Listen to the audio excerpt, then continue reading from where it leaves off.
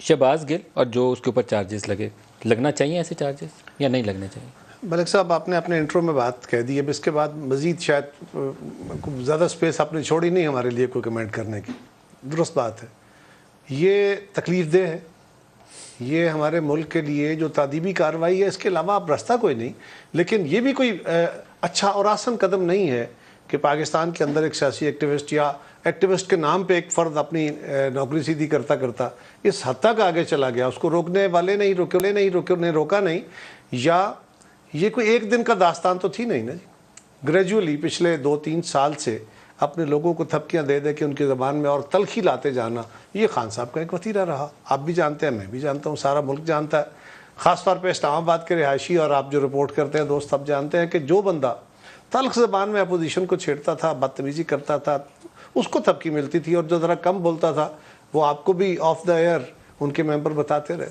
اس کا natural circumstance یہ ہونا تھا کہ جب آپ تلخی بڑھاتے چلے جاتے ہیں اور آپ انکریج ہوتے جاتے ہیں یہ سوچتے ہوئے کہ ہم نے سیاسی جماعتوں کو دبا لیا، ہم نے فلاں کو ایسے کر لیا، ہم نے میڈیا کا دبا لیا، ہم نے اداروں کے اوپر ایک بحث چھیڑی، اداروں کو دبا لیا، الیکشن کمیشن کو دبا لیا، عدالتوں کے اوپر بات جا کے دباؤ ڈال لیا.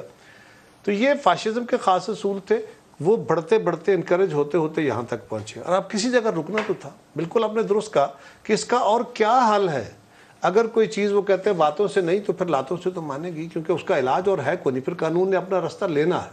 یقیناً آپ نے اپنے ملک اور ملک اداروں سے چلا کرتے ہیں.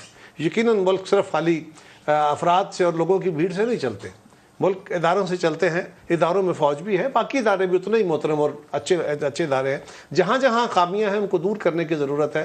لیکن اگر ہم ان کو ڈیمولش کرنے چل پڑیں گے، ملک صاحب یہ یوں ہی ہے نا، 1 سے 2، 2 سے 4، 4 سے 8، اور یہ پھر جب یہ آگ پھیلتی چلی جاتی ہے، یہ نظریے کی آگ بڑی عجیب ہوتی ہے، لوگوں کو بہکا لے. اور ہمارے جیسا ملک جس میں لوگوں کی محرومیاں بہت ہوں، غربت بہت ہو، مسائل بے شمار ہوں، یہاں پہ ہر صاحب اقتدار، ہر طاقتور کے خلاف لوگوں کو ایجیٹیٹ کرنا بڑا آسان ہوتا ہے. اور آپ وہ رستہ استعمال کریں کہ لوگ آپ کے اداروں کے اوپر، آپ کے اہم لوگوں کے اوپر، آپ نے سیاستدانوں کو گالیاں دے دے کے یہاں تک لے آئے.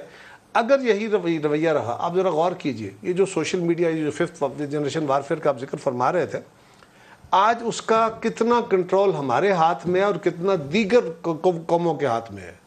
آج جتنا ہم نے اپنے لوگوں کو اس پہ عادی کر دیا ہے، اگر خدا نخواستہ پاکستان کے دشمن اس کو دیکھتے ہوں گے یا اس کو استعمال کر رہے ہیں یا کرنا چاہیں گے،